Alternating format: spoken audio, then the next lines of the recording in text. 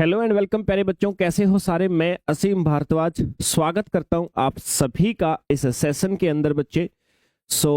आज first class हमारी biology यानी जीव विज्ञान के सेगमेंट के अंदर बच्चे होने वाली है। और आज की क्लास के अंदर हमारा टॉपिक कौन सा रहेगा सर? आज टॉपिक हम डिस्कस करने वाले हैं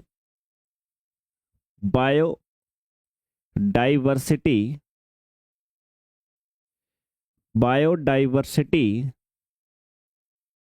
इन लिविंग ऑर्गेनिजम्स।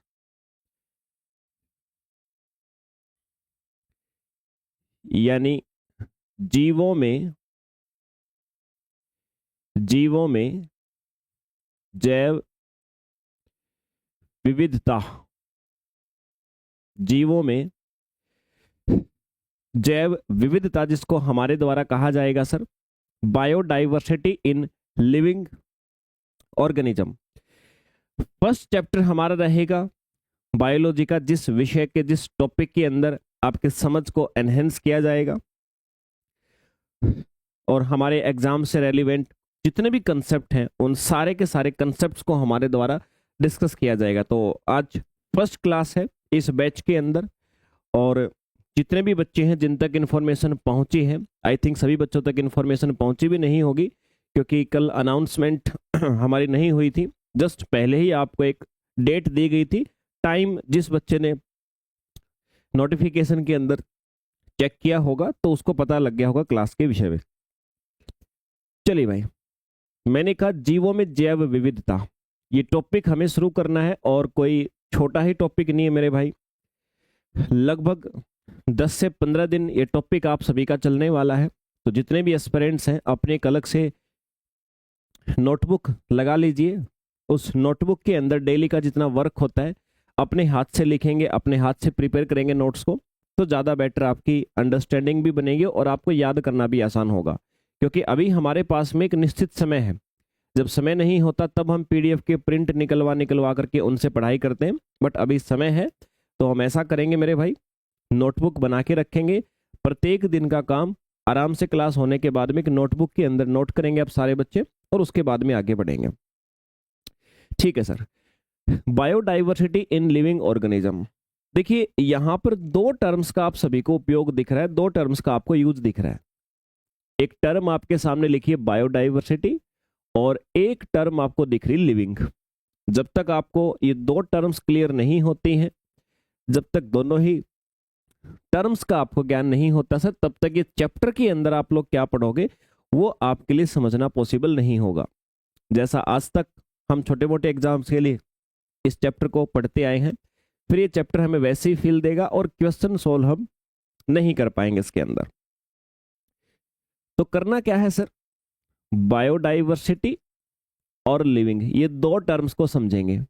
सबसे पहले हम उठाते हैं इस टर्म को जो आपके सामने लिविंग लिखा हुआ है। Living, first of all living, या आप किसको जीवित प्राणी कहते हो, इस टर्म के विषय में हम डिस्कस करते हैं मेरे भाई।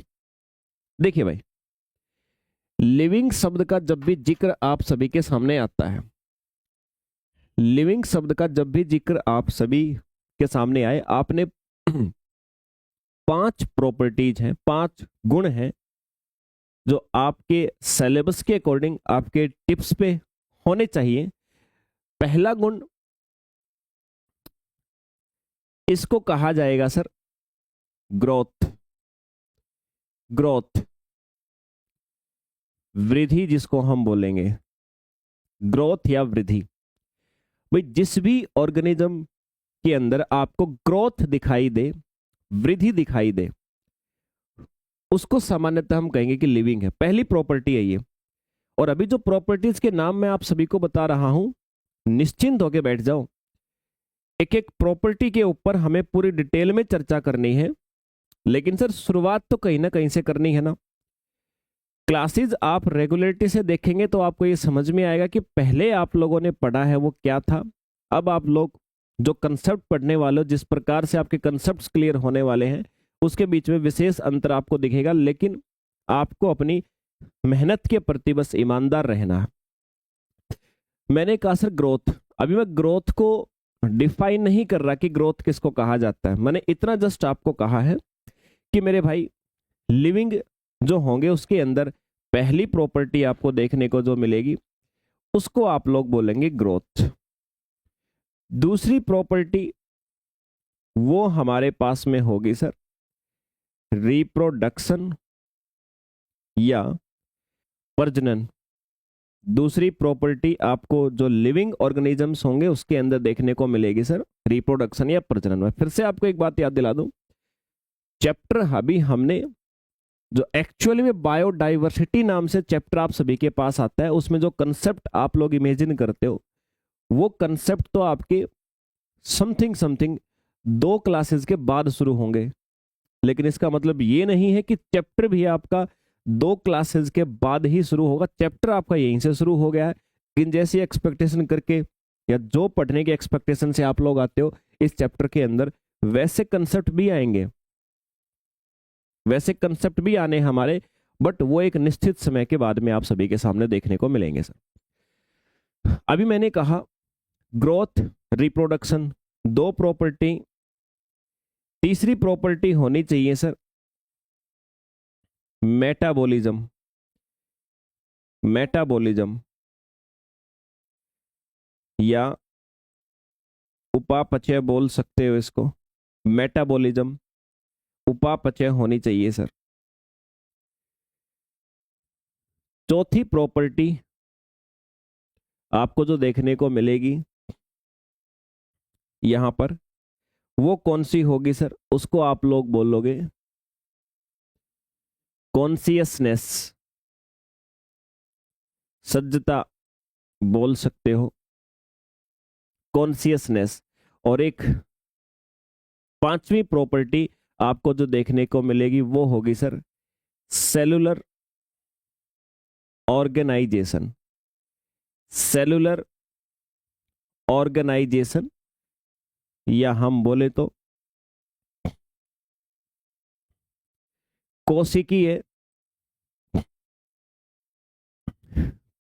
संगठन।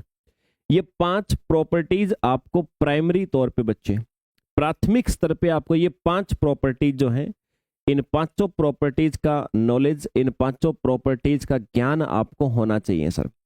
मैंने कहा चैप्टर हमने शुरू किया बायोडाइवर्सिटी इन लिविंग ऑर्गेनिज्म, सबसे पहला टर्म समझने की कोशिश करी लिविंग क्या है। अभी तक हमने समझा नहीं है, बिल्कुल बेफिक्र रहिए आप, अभी तक हमने समझा नहीं है इसको कि क्या होता है।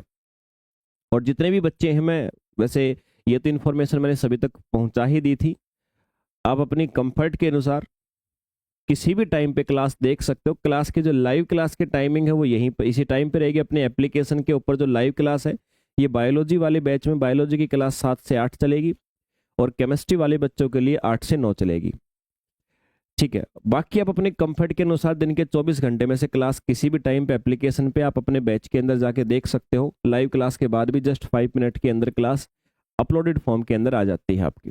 और मैक्सिमम जो एस्पिरेंट्स हैं, अब सबकी दिनचर्या ऐसी है कि वो लाइव क्लास के टाइम पे नहीं आ सकते, क्योंकि बच्चे मैसेज कर रहे थे सर हम क्या किसी भी टाइम पे देख सकते हो, तो मैं ये आप सभी तक जानकारी पहुंचा देता हूँ, किसी भी टाइम पे आप क्लास को देख सकते हो, कोई रिस्ट्रिक्शन नहीं है, ठीक है। लाइव देखो, अगर आपको डाउट राइज होते हैं तो लाइव आकर के सोल्व कर लो, लेकिन आपको लग रहा है कि सर नहीं बैटर क्लियर हो रहा है तो किसी भी टाइम आप देख सकते हो। चलो भाई, सो ये हमारे पास मैंने कहा भी कॉन्शियसनेस, और मैक्सिमम बच्चे जो हैं वो 15 अप्रैल के बाद ही क्लास को ज्वाइन करेंगे। बैच ज्वाइन कर चुके हैं, क्लासेज को ज्वाइन 15 अप्रैल के बाद ही करेंगे, जब तक उनका दूसरा एग्जाम कंप्लीट हो जाएगा। तो मैंने कहा भाई 5 प्रॉपर्टी सर। अब इन 5 प्रॉपर्टीज का अभी तक हमने सिर्फ नाम देख लिया है, और नाम तो मेरे भाई हम पहले भी देख चुके थे। अब इसमें नया क्या है सर, नया क्या है अभी उसको हमें जानने की आवश्यकता, उसको हमें देखने की आवश्यकता है। देखो भाई, ग्रोथ आप सभी जानते, ग्रोथ का मीनिंग क्या होता है सर, ग्रोथ वृद्धि करना, विकास करना, हर बच्चा जानता है। लेकिन जितने भी प्रॉपर्टी लिविंग के बारे में अभी तक हम सिर्फ इस टर्म को डिफाइन करने की कोशिश कर रहे थे, तो एग्जाम के अंदर क्वेश्चन कैसे पूछता है, आपको बोलेगा भी ठीक है आपने बता दिया कि किसी भी लिविंग के अंदर ये सारे की सारी प्रॉपर्टी होती है, सारे के सारे गुण होते हैं। अब इनमें से ये बताइए कुछ करेक्टर्स, कुछ गुण होते हैं नॉन डिफाइंड, कुछ होते हैं डिफाइनिंग। कुछ करेक्टर्स होते हैं नॉन डिफाइनिंग करेक्टर और कुछ होते हैं डिफाइनिंग। कुछ गैर परिभाषित गुण होते हैं और कुछ परिभाषित गुण होते हैं। इनमें से बताओ। तो भाई याद रखना, ये जो दो प्रकार की करेक्टर्स हैं, दो प्रकार के जो गुण है ना, एक ग्रोथ और एक रिप्रोडक्शन, ये कैसे होते हैं सर? इनको हमारे साइंस में कहा जाता है non defining, non defining characters. बोले तो गैर गैर परिभाषित, गैर परिभाषित गुण इनको मेरे भाई हमारे द्वारा कहा जाता है सर, नॉन डिफाइनिंग करेक्टर्स या गैर परिभाषित गुण के नाम से हम लोग इनको जानेंगे। ठीक है, चलिए क्या होता है सर नॉन डिफाइनिंग? एक बार इन बाकी के बारे में लिख दूं बाकी वाले के बारे में एक बार एक टर्म लिख देता हूं। ये जो बाकी के करेक्टर्स है ना, जैसे ये हो गया और इसके बाद ये वाला करेक्टर मैंने आपको बताया, ये वाला करेक्टर बताया, इन तीनों प्रॉपर्टीज को हम क्या बोलते हैं सर? इनको कहा जाता है डिफाइनिंग, डिफाइनिंग परिभाषित। यानी करेक्टर्स को भी हमने दो कैटेगरी के अंदर डिवाइड किया भाई, और एग्जाम के अंदर ऐसी छोटी छोटी बातों पे उलझा देता है। देखो हम इतना सभी यार आज तक भी तो पढ़ के हैं, किसी छोटे मोटे एग्जाम की तैयारी करी होगी, दुनिया के आसान से आसान कॉम्पिटिटिव एग्जाम की तैयारी करी होगी, तो भी हमें इतना तो क्लियर होगा कि ग्रोथ करते हैं, रिप्रोडक्शन करते हैं, मेटाबॉलिज्म होता है ना। ये सारी बात तो पहले भी क्लियर थी, लेकिन सर इन्हीं प्रॉपर्टीज को और अगले लेवल तक लेकर के जाने के लिए फिर आपसे एग्जाम के अंदर क्वेश्चन पूछा जाता है। और बच्चे एक बात ध्यान रखें, देखिए हर बच्चा एक अलग एक्सपेक्टेशन के साथ हमसे पढ़ने आता है, तो मैं आपको पहला सजेशन यही करूंगा कि आप अपने एक्सपेक्टेशन को छोड़ दीजिए, सिर्फ पढ़ाई एक्सपेक्टेशन रखिए। किस तरीके से पढ़ना है वो आपके एक्सपेक्टेशन को छोड़ दीजिए। पढ़ना क्या है, किस तरीके से पढ़ाना है वो आप लोगों से ज्यादा हम जानते हैं, लेकिन बच्चा विचलित है। सोशल मीडिया पे आइडिया देने वाले इतने सारे व्यक्ति हैं ना, इतने सारे पढ़ाने वाले भी नहीं है। हर व्यक्ति अपना आइडिया ही तो शेयर कर रहा है, बच्चे विचलित हैं, नहीं इस तरह से पढ़ना बेटर रहेगा, ऐसे पढ़ना बेटर रहेगा, और कहीं ना कहीं उस विचलन के कारण बच्चा पढ़ भी नहीं पाता। तो अभी आप अपने एक्सपेक्टेशन तरीके वाली अपने घर छोड़ के आइए, हमसे एक्सपेक्टेशन पढ़ने की रखिए। कैसे पढ़ाना है, कब क्या चीजें होनी है, वो हम आपसे बेहतर जानते हैं और बेहतर तरीके से आप सभी को करवाएंगे। और जैसे ही चैप्टर जब कंप्लीट होता है तब आप एनालाइज भी कर पाओगे कि हाँ सर बेटर हमारा अंडरस्टैंडिंग हुई है, ज्ञान में बढ़ोतरी हुई है। सेलुलर ऑर्गेनाइजेशन, और ये मैंने बता दिया क्या है डिफाइनिंग। अभी हमें आवश्यकता है ये जांच करने की कि सर डिफाइनिंग करेक्टर कौन से होते हैं, नॉन डिफाइनिंग कौन से होते हैं। देखो इनकी परिभाषा मैं आपको बताने की कोशिश करता हूं और अभी समझाऊंगा। अभी जस्ट मैं एक एक करके सारी टर्म्स आपको बता रहा हूं, एक ही बार में सब कुछ समझने की बजाय सीक्वेंस में एक एक चीजें समझते चलेंगे आप सारे बच्चे। पीछे मैंने आपको लिखा नॉन डिफाइनिंग। अभी नॉन डिफाइनिंग का मतलब क्या है सर, मैं वहीं पर लिख देता हूं आपके साथ। नॉन डिफाइनिंग जहां भी टर्म आ जाए तो याद रखें आप दो बातें। पहली बात, ऐसा करेक्टर, ऐसी प्रॉपर्टी कैन बी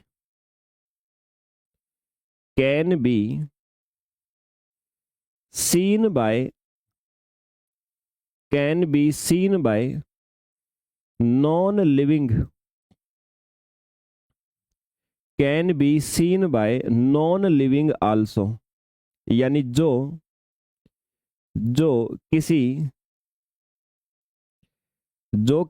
निर्जीव, जो किसी निर्जीव के द्वारा भी, निर्जीव के द्वारा भी दिखाई जाए, दिखाई जा सके।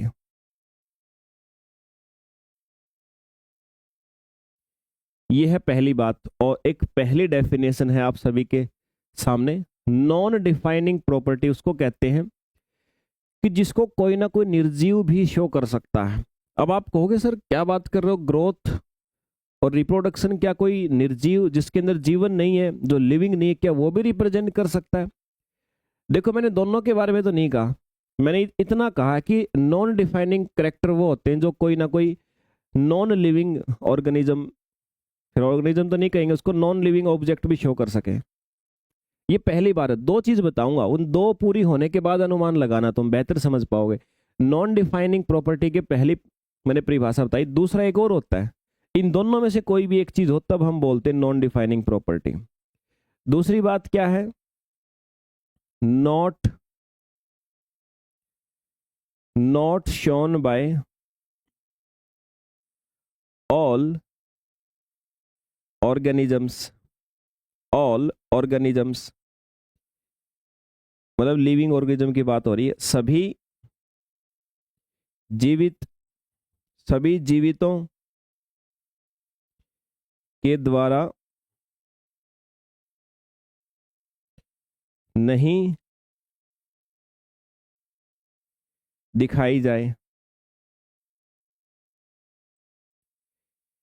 यानी जितने भी लिविंग ऑर्गेनिजम्स हैं तो सारे के सारे लिविंग ऑर्गेनिज्म जिस प्रॉपर्टी को शो ना करें वो भी क्या होगी, नॉन डिफाइनिंग। इन दोनों में से कोई भी एक बात लागू होती हो, दोनों में से कोई भी एक बात लागू होती हो मेरे भाई, जिस भी आपकी प्रॉपर्टी पे, ग्रोथ पे, रिप्रोडक्शन पे, मतलब इनमें से कोई भी एक बात लागू हो जाए तो हम ये बोलेंगे सर ये कैसी प्रॉपर्टी, नॉन डिफाइनिंग। यानी अगर ग्रोथ को हमारे, वैसे मैंने क्या कहा, लिविंग्स के अंदर कुछ प्रॉपर्टी होती है, जीवित की पहचान किससे है कि वो ग्रोथ करेगा, रिप्रोडक्शन करेगा, मेटाबॉलिज्म करेगा, बहुत सारी प्रॉपर्टी है। प्रॉपर्टी को हमने दो कैटेगरी में बांटा। पहली कैटेगरी बोला हमने नॉन डिफाइनिंग। नॉन डिफाइनिंग मतलब जो या तो कोई ना कोई नॉन लिविंग भी शो करता हो, इन्हीं को दो कैटेगरी में बांट दिया ना। कुछ प्रॉपर्टी ऐसी हैं जो लिविंग के साथ नॉन लिविंग में होती हो, या फिर सारे लिविंग शो नहीं करते हो। अभी तक मैंने एग्जाम्पल नहीं दिया है, बेफिक्र रहिए, एग्जाम्पल दूंगा। एक बार परिभाषा बता देता हूं, एक एक करके मैं पूरा विस्तार से इनको डिस्कस करूंगा जैसा आपके एग्जाम का लेवल होगा। और इतनी मैं बता रहा हूं आपको, दुनिया का कोई भी एग्जाम दे लियो, बायोलॉजी जिंदगी में दोबारा पढ़ने की आवश्यकता नहीं पड़ेगी। और भविष्य में आप जहां भी जॉब करोगे तो एक अच्छे अध्यापक बन के आप इस बैच से निकलोगे, इतनी गारंटी मैं आप सभी की लेता हूं। दूसरी बात मैंने कही थी सर डिफाइनिंग प्रॉपर्टी, तो डिफाइनिंग से मीनिंग क्या था मेरा, डिफाइनिंग से मतलब इतना सा है sir, shown by all livings, यानी सभी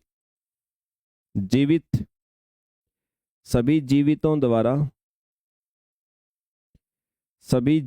द्वारा दिखाई जाए।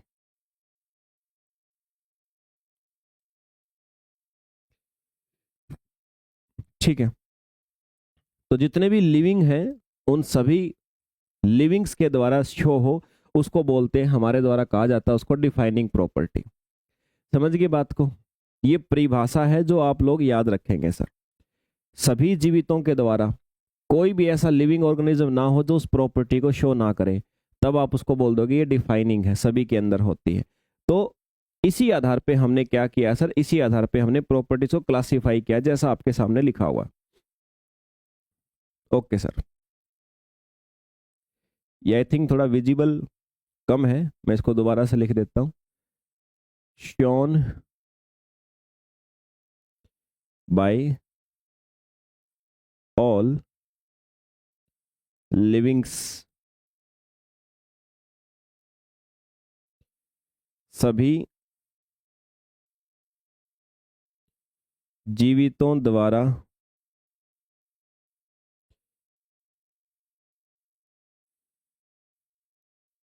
दिखाई जाए। समझ गए बात को? याद रखेंगे आप इस चीज को। ठीक है सर, अभी और थोड़ा सा इन प्रॉपर्टीज के बारे में आगे बढ़ते हैं और विस्तार से इनको हम डिस्कस करने की कोशिश करते हैं किस प्रकार से क्वेश्चन आ सकता है। देखो पहला क्वेश्चन तो आप इतना तो समझ गए होंगे कि सर डिफाइनिंग नॉन डिफाइनिंग। अब अगर आपने पढ़ा है ये चीज़ तो फिर दिक्कत नहीं है, लेकिन आपने नहीं पढ़ा है तो फिर एग्जाम के अंदर आता तो हमें लगता है यार ये कौन सी क्लास के क्वेश्चन आ गए, है ना। और आप अभी एनसीईआरटी पढ़ोगे तो अब एनसीईआरटी के अंदर आपको मिलेंगे भी नहीं है।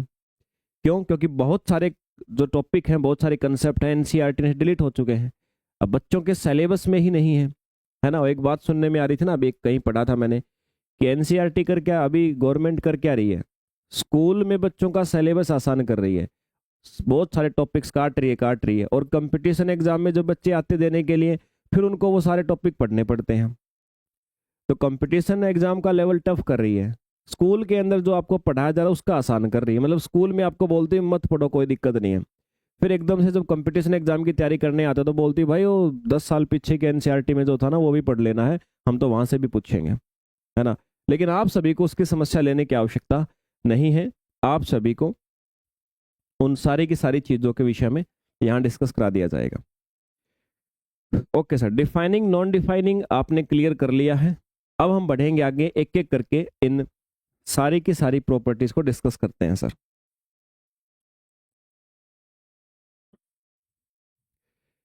पहली प्रॉपर्टी पे आ जाओ, ग्रोथ जिसको हम बोलेंगे, और आपके एग्जाम के अंदर क्या क्या पूछा जा सकता है वो सारी बातें पढ़ते हैं। ग्रोथ या वृद्धि, ठीक है, ग्रोथ या वृद्धि के नाम से जानेंगे उसको। ग्रोथ जो है ना सर, ये एक इंट्रिंसिक प्रॉपर्टी आप बोलेंगे इसको, आंतरिक गुण है। इंट्रिंसिक का मतलब, पहली बात है ग्रोथ के विषय में, ये एक प्रकार का इंट्रिंसिक कैरेक्टर है।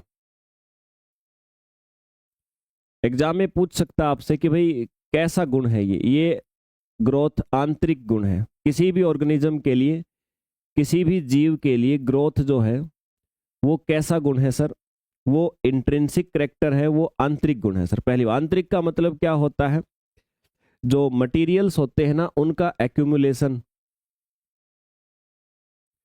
रीजन भी लिख देता हूं, ड्यू टू एक्यूमुलेशन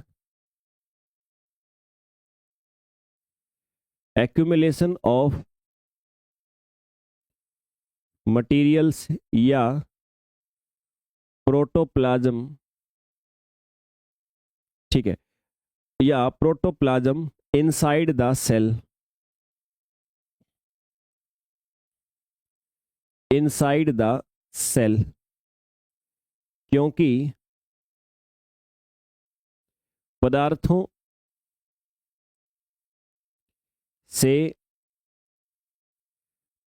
से संबंधित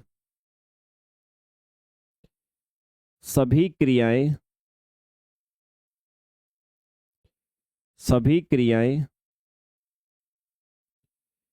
कोशिका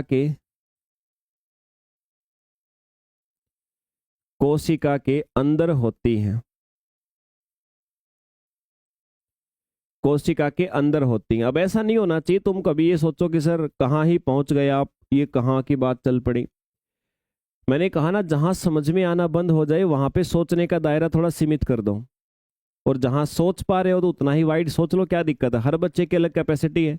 अगर किसी बच्चे का बेस बहुत ही कम है, बहुत कम बेस है, और लगे कि यार यहाँ पे समझ में नहीं आ रहा कि ये चीज कैसे होती होगी, तो कैसे वाले आंसर को कुछ देर के लिए स्टॉप कर लो, जो चल रहा है उसको समझना शुरू कर दो।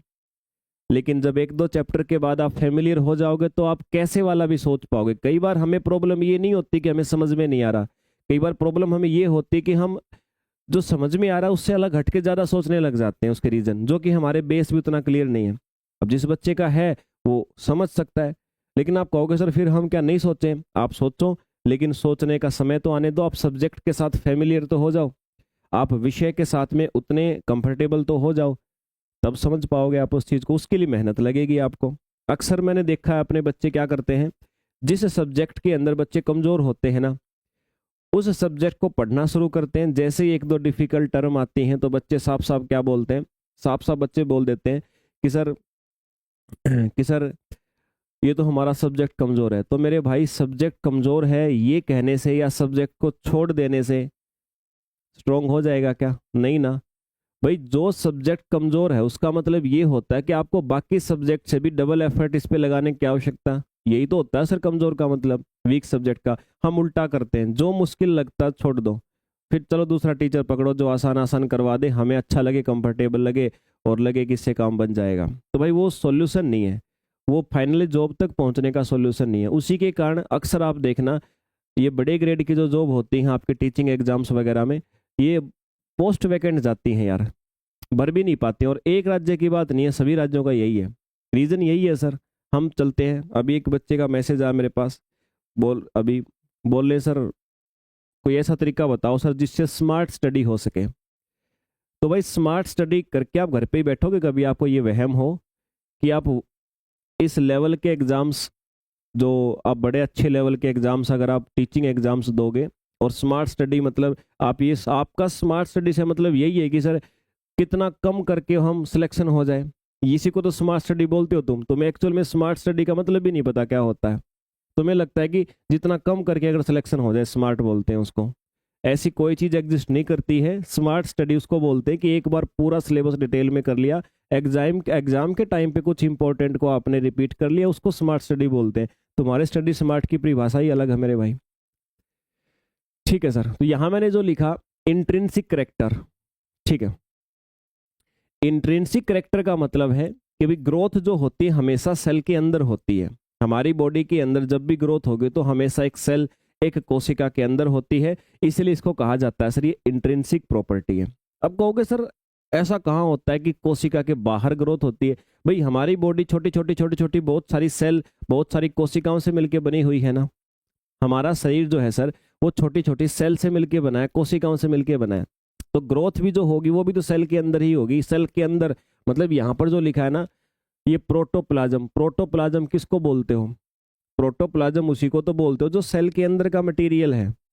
तो मटेरियल लिख दो या प्रोटोप्लाज्म लिख दो, मतलब तो एक ही है सर। कोशिका के अंदर का जो मटेरियल है उसी के अंदर ग्रोथ होती है सर, उसी से कोशिका बढ़ती है, उससे फिर हमारी बॉडी बढ़ती है। चलिए, अभी कुछ आपको ऐसा असमंजस हो सकती है सर कि आपने बताया ग्रोथ हमारी इंट्रिंसिक होती है, एक्सट्रिंसिक कहाँ होती है? बताऊंगा बच्चे में, है ना, सारे एक्सेप्शन बताऊंगा मैं आपको। बहुत सारे एक्सेप्शन अभी बाकी हैं जो मैं डिस्कस नहीं कर रहा, मैं बीच में डिस्कस कर दूंगा तो फिर ये मेन कंसेप्ट छूट जाएगा। एक बार ग्रोथ को मुझे समझाने दो कि हमारी बॉडी में कैसी होती है, फिर हमसे अलग कहाँ होती है आपको वो भी समझा दूंगा मैं। यहाँ इंट्रिंसिक बताया मैंने, एक्सट्रिंसिक कहाँ पे होगी वो चीज ही बता दूंगा आपको। पहले एक बार हम लिविंग्स के बारे में बात कर लेते हैं कि लिविंग्स जो जीवित जीव होते हैं उन सब के अंदर ग्रोथ इंट्रिंसिक होती है। समझ में आ गई बात? दूसरा पॉइंट है सर इरिवर्सिबल, इरिवर्सिबल प्रोसेस होती है।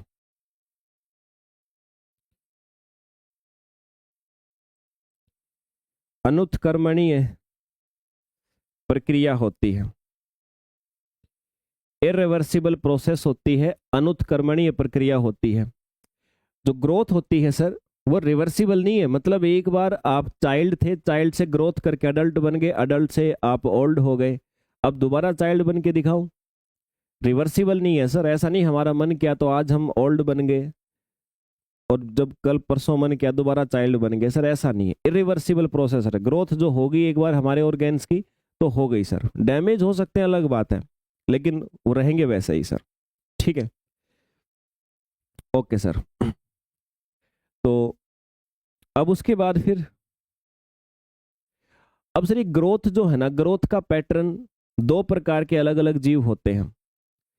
एक यूनी सेलुलर ऑर्गेनिजम्स होते हैं और एक मल्टी सेलुलर ऑर्गेनिजम्स होते हैं सर। एक होते हैं एक कोशिकीय जीव और एक होते हैं बहुकोशिकीय जीव।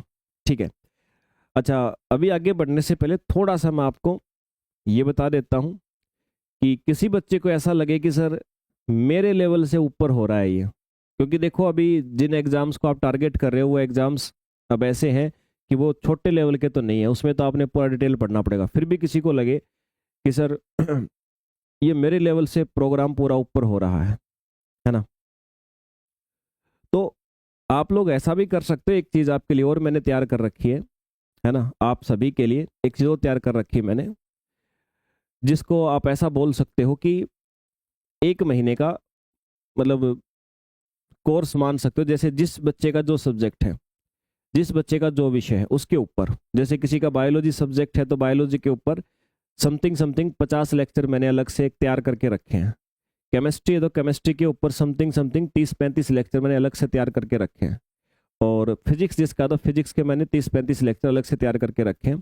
वो केवल इसके लिए है कि एक बार पूरा का पूरा सब्जेक्ट तुम्हारा बेस तैयार कर दे। मतलब उस बच्चे, देखो बेसिक तो यहाँ भी होगा, बेसिक से लेकर एडवांस इस बैच में तो होना ही है, श्योरली होना है। फिर भी जो ये कहे sir I don't know ABCD of any subject, sir मुझे बताओ मैं क्या करूं, मैं इस थीम में शामिल होना चाहता हूं या चाहती हूं, तो सर मैं क्या करूं कि मुझे पहले ABCD आ जाए फिर मैं इसमें शामिल हूं, तो कोई दिक्कत नहीं है।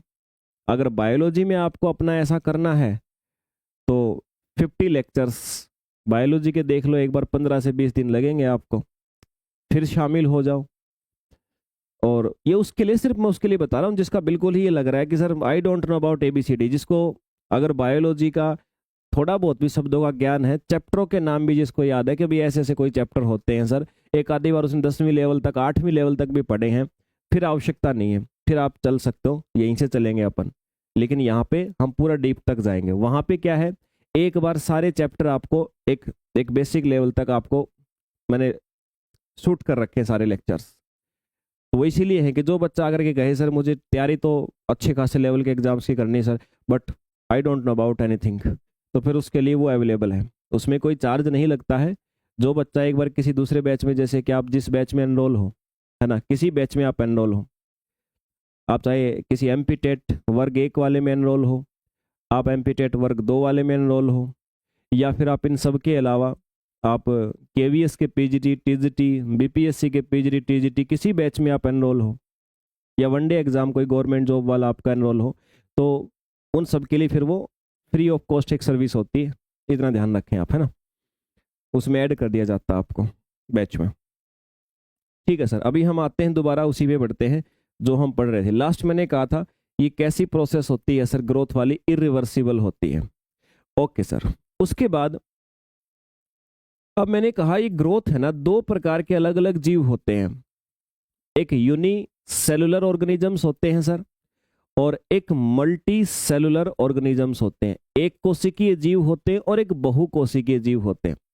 2 प्रकार के जीव होते हैं मेरे भाई, एक कोशिकीय और एक बहुकोशिकीय। अब दोनों के अंदर ग्रोथ करने का जो पैटर्न है, जो तरीका है, वो डिफरेंट डिफरेंट होता है। ग्रोथ करने का पैटर्न जो है वो डिफरेंट डिफरेंट होता है सर। तो बता देता हूं क्वेश्चन कैसे बनेगा इस पैटर्न के ऊपर। इन unicellular organisms, in unicellular organisms, growth and reproduction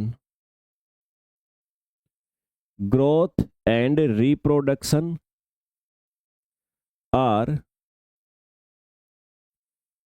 mutually inclusive event। Mutually inclusive event कहने का मतलब है एक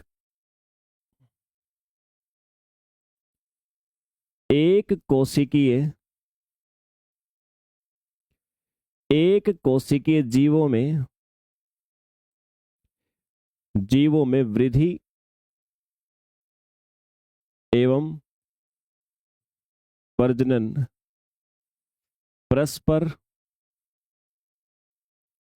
परस्पर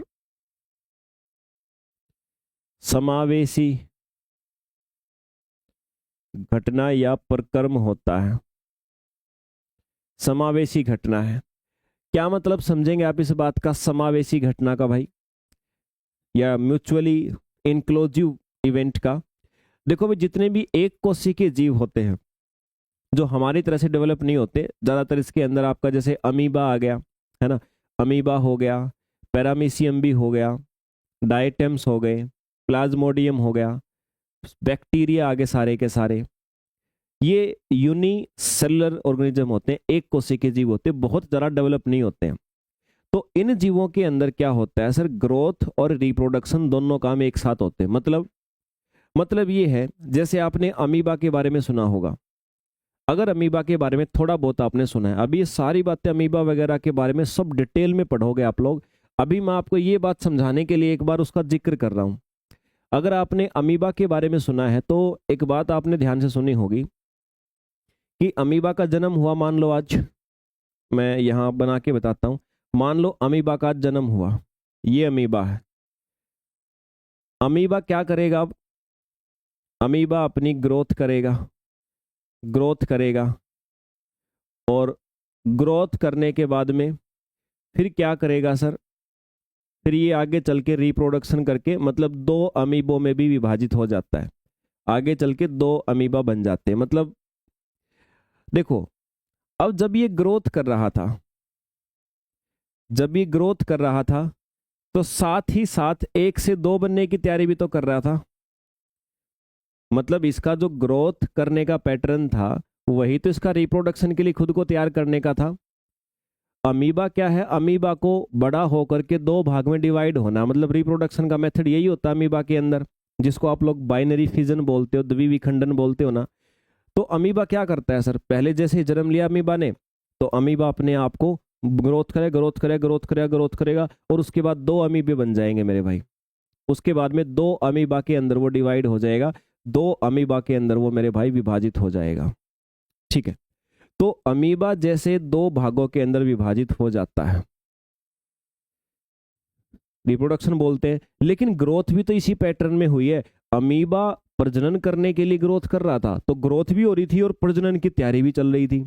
अब अपने अंदर बताओ एक बार मुझे, हम मल्टी सेलुलर ऑर्गेनिज्म है, हम बहुकोशिकीय जीव है ना, हम मल्टी सेलुलर ऑर्गेनिज्म है मेरे भाई, बहुकोशिकीय जीव है।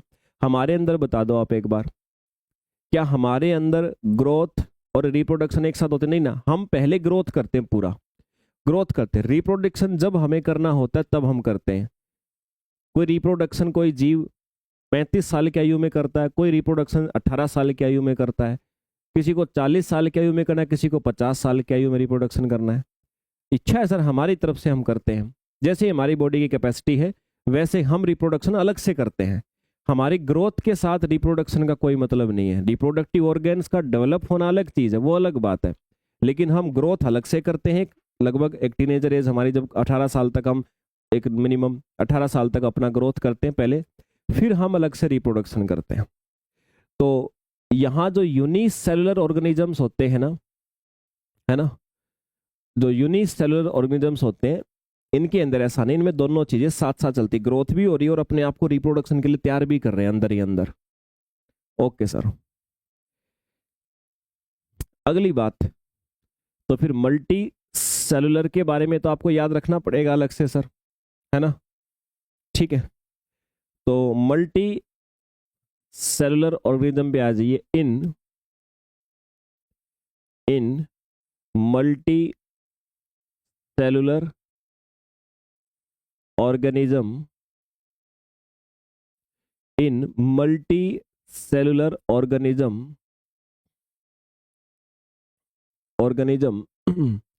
Growth and reproduction, growth and reproduction are mutually exclusive event। तो हमारे जैसे बहुकोशिकीय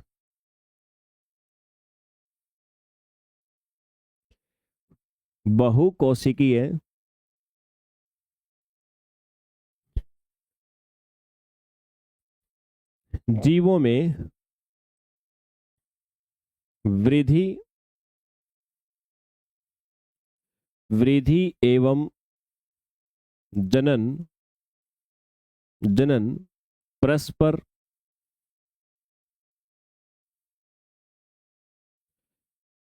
परस्पर अनन्य क्रिया या घटना होती है।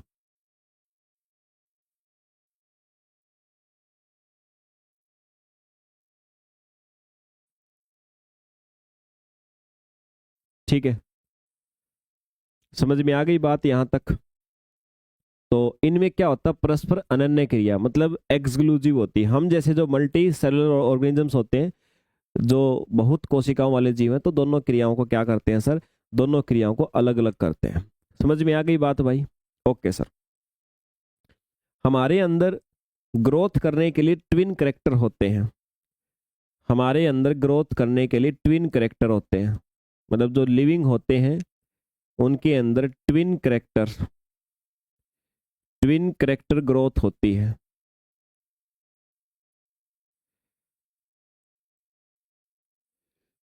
दोहरा चरित्र वृद्धि, दोहरा चरित्र वृद्धि होती है। मतलब ये है कि भाई हमारी कोशिकाएं जो है ना, वो एक तो इंक्रीज इन नंबर, संख्या में भी बढ़ती है। मतलब हमारी बॉडी के अंदर दो प्रकार से ग्रोथ होती है, एक तो संख्या में बढ़ोतरी होती है कोशिकाओं की, और दूसरा इंक्रीज इन मास, यानी उन कोशिकाओं का जो द्रव्यमान है उस द्रव्यमान में भी वृद्धि होती है। दो बातें मैंने कही, हमारी बॉडी के अंदर जो ग्रोथ होती है ना, वो दो प्रकार से होती है। एक तो हमारे शरीर में लगातार cell division division division division division करती रहती हैं, तो सेल का डिवीजन होने से, विभाजन होने से सेल की संख्या बढ़ रही है, लगातार कोशिकाओं की संख्या बढ़ रही है। और दूसरा, हर कोशिका अपना जन्म होने के बाद अपने आप में बड़ी होती है, अपना मास बढ़ाती है, अपने अंदर का मटेरियल को बढ़ाती है, तो उससे भी तो हमारी बॉडी ग्रोथ हो रही है। तो दो प्रकार से करेक्टर होते हैं growth, twin twin character growth होती है हमारी लिविंग्स के अंदर। सेल की संख्या में बढ़ोतरी होती है और मास में भी इंक्रीज। अब एग्जाम में यही पूछ ले, what do you mean by twin character growth in living organisms? जीवित वस्तुओं के अंदर दोहरा चरित्र वृद्धि से आप क्या समझते हो? अब छोटी छोटी बातों पे ध्यान नहीं दोगे तो फंस जाओगे। और वर्ग एक वगैरह लेवल, जब आप, अगर कोई बच्चा बड़े एग्जाम दे रहा है, कोई एग्जाम वर्ग 2 दे रहा है, कोई टीजीटी, कोई पीजीटी, हर एग्जाम के अंदर आजकल है ना सिलेबस आपका इस लेवल तक चला गया भाई। बस इतना होता है कि आप अगर वर्ग 1 या पीजीटी लेवल की किसी एग्जाम की तैयारी करते हो, तो फिर उसमें क्या है, उसमें गहन क्वेश्चन की संख्या कम हो जाती है। वर्ग 1 या पीजीटी लेवल की तैयारी करते हो तो ऐसे क्वेश्चन की संख्या ज़्यादा हो जाती है, और टीजीटी लेवल या वर्ग 2 लेवल पे तैयारी करते हो तो ऐसे क्वेश्चन की संख्या कम हो जाती है। आने सब में है, इतना आप सोच लीजिए मेरे भाई। शॉर्टकट लोगे किसी भी एग्जाम के लिए तो तुम्हारी जिंदगी का जो कामयाबी का सफर है, जो कामयाबी तुम्हारे अच्छे दिन है, वो अच्छे दिन भी शॉर्ट हो जाएंगे आगे चल के। इसलिए पहले ही लॉन्ग कट लो, अपनी तरफ से जितना बेटर बेटर कर सकते हो पहले ही बेटर करो, ताकि यार शॉर्टकट लेने के तो रिस्क ना रहे, क्योंकि पूरी जिंदगी एक जॉब के ऊपर हमारी डिपेंड होने वाली है। उसी जॉब के लिए शॉर्टकट लोगे तो समस्या हो जाएगी फिर। ओके सर, समझ में आ गई इतनी सी बात? यहां तक क्लियर है? तो अगली बात देखिए, ठीक है। जो अब ग्रोथ का जो पैटर्न है, ग्रोथ का जो मेरे भाई पैटर्न है, ठीक है, या ड्यूरेशन है, वो जीवों के अंदर क्या करता है, वेरी करता है। अगली बात आपको ग्रोथ के बारे में क्या याद रखनी है, pattern, pattern and duration, pattern and duration of growth varies varies from organism to organism, यानी विभिन्न विभिन्न जीवों में वृद्धि वृद्धि का तरीका तरीका एवं समय, तरीका एवं समय भिन्न भिन्न होता है।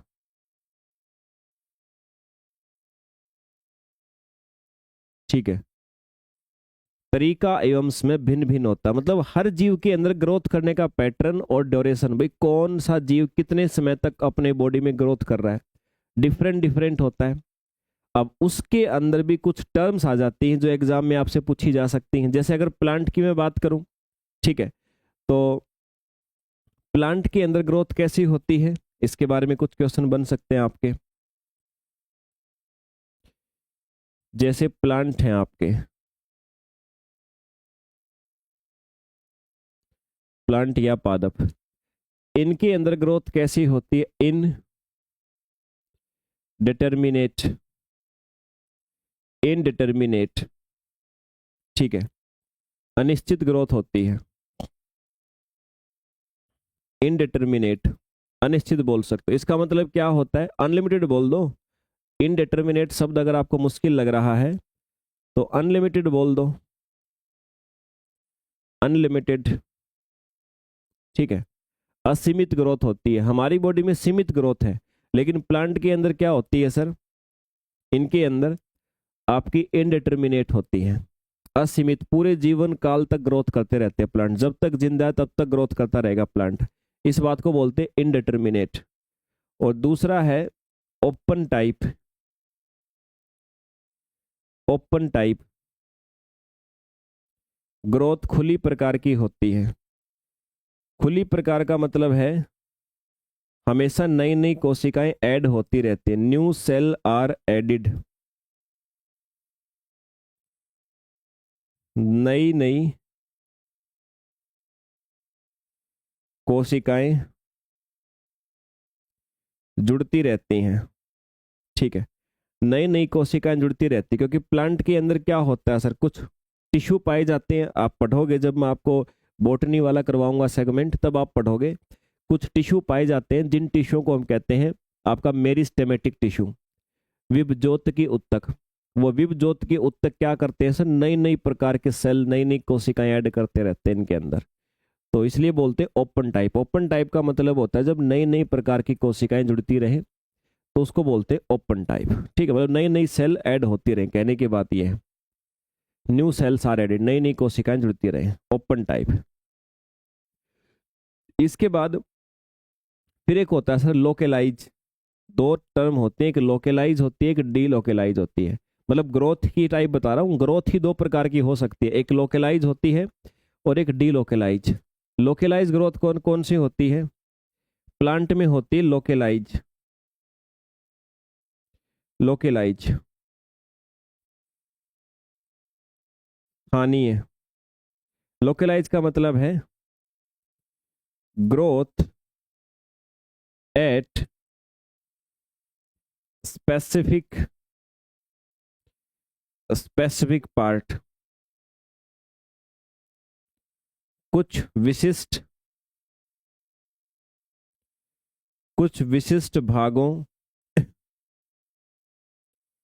पर ही वृद्धि होती है, कुछ विशिष्ट भागों पर ही वृद्धि होती है, मतलब प्लांट्स के अंदर ऐसा होता है कि जो ग्रोथ है ना सर, वो ग्रोथ प्लांट के हर हिस्से में नहीं होती है, कुछ ही भाग में ग्रोथ होती है। आप जानते हो कि प्लांट का ग्रोइंग पार्ट कौन सा होता है, एक तो तने का सबसे ऊपरी वाला भाग जहां से प्लांट ऊपर की तरफ ग्रोथ करता रहता है, एक रूट वाला हिस्सा, रूट का सबसे नीचे वाला हिस्सा, ये दो हिस्से ऐसे हैं जहां पर प्लांट के अंदर ग्रोथ होती रहती है सर, ग्रोथ होती रहती है। तो मैंने कहा स्टेम का सबसे ऊपर वाला हिस्सा, रूट का नीचे वाला हिस्सा, ये ऐसे प्लांट दोनों दिशाओं में बढ़ता है। हमारी बॉडी के आप कोई भी पॉइंट उठा के देख लो, हर पॉइंट पे ग्रोथ होती है, लेकिन प्लांट में ऐसा नहीं। प्लांट एक बार ग्रोथ करने के बाद, मान लो उसका स्टेम, उसका तना जो है, उस तने की मोटाई जितनी भी हो गई एक बार ग्रोथ करने के बाद, फिर वहां तने से नहीं बढ़ेगा वो, फिर आपका वो ऊपर की तरफ बढ़ता रहेगा, नई नई ब्रांच आती रहेंगी, ऊपर की तरफ ब्रांच आएंगे, ऐसे नीचे की तरफ उसकी रूट गहराई में जाती रहेगी। मतलब ग्रोइंग पार्ट दो होते हैं प्लांट में मुख्य तौर पे, प्रत्येक जो शाखा होती है, शाखा का बिल्कुल ऊपर वाला हिस्सा वो ग्रोथ करता रहेगा, इसको बोलते हैं हम लोकलाइज। ठीक है ना। तो कुछ लोकल स्थानों पे क्या होती है, ग्रोथ होती है। जैसे हमारी बॉडी पूरी की पूरी ग्रोथ करती है, हर पॉइंट पे आप देख लो वहीं पर सेल ग्रोथ करती है हमारी। लेकिन प्लांट में ऐसा नहीं होता। प्लांट के अंदर, और बाकी अगर किसी बात पे आपको सस्पेंस लगे कि सर ऐसा होता है कि नहीं, तो थोड़ा सा इंतजार कीजिए। जब ये विशेष तौर पे जब ये चैप्टर्स पढ़े जाएंगे, जैसे बोटनी वाला पढ़ेंगे, अभी तो हम पढ़ ही क्या रहे हैं, अभी तो चैप्टर शुरू कर रहे हैं और लिविंग के बारे में समझ रहे हैं, और लिविंग से क्वेश्चन कैसे आ सकता है उसको जानने की कोशिश कर रहे हैं। तब आपको ये है, जब एक एक टॉपिक को विस्तार से पढ़ा जाएगा, प्लांट को, एनिमल्स को, तब आप समझोगे। ठीक है बच्चे, तो चलिए यार फिर आज यहीं तक रखते हैं। आज के सेशन को हम यहीं पे रखते हैं।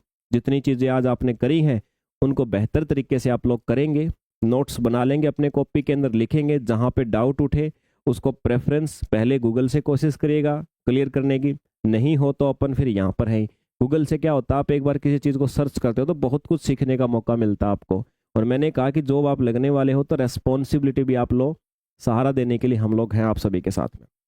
तो चलिए बच्चे फिर आज के सेशन को रखते हैं, यहीं तक करते हैं। इसी को अभी ग्रोथ को ही थोड़ा सा और पढ़ना है, फिर बाकी की प्रॉपर्टी को पढ़ेंगे।